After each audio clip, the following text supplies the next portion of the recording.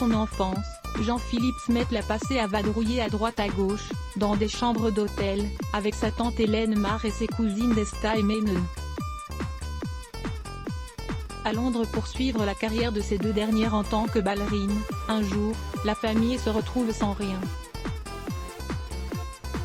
C'est alors le début des ennuis financiers et de la débrouille. C'est donc dans une chambre minable qui sent la moisissure, le tabac froid et le chou bouilli comme le rapporte Sam Burnett dans son ouvrage Vieille canaille, que la famille va vivre un long moment. La situation financière de la famille est proche de zéro, les dettes s'accumulent et les contrats sont rares.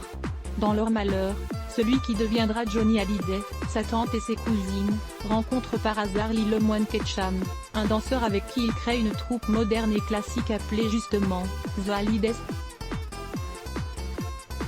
L'heure est venue des tournées en Europe, et d'une vie bien loin d'être stable et économique.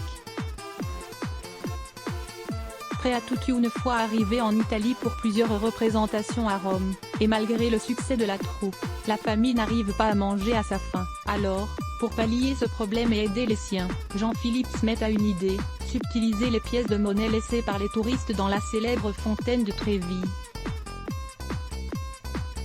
Toutes les nuits, le jeune garçon part donc à la recherche d'argent afin de nourrir toute la compagnie de danse.